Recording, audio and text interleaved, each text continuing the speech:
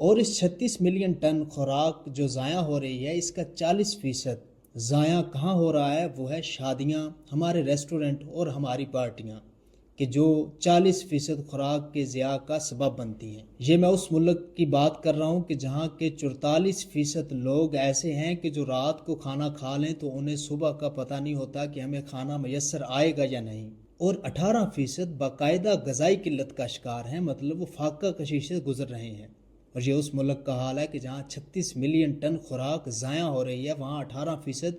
مکمل فاقہ کشی کی زندگی بسر کر رہے ہیں، اور 44% وہ ہیں کہ جو رات کا کھانا کھا لیں تو انہیں صبح کی فکر لگ جاتی ہے کہ کہاں سے کھائیں گے۔ اور اس 36 ملین ٹن خوراک جو ضائع ہو رہی ہے، اس کا 40% ضائع کہاں ہو رہا ہے؟ وہ ہے شادیاں، ہمارے ریسٹورنٹ اور ہماری پارٹیاں،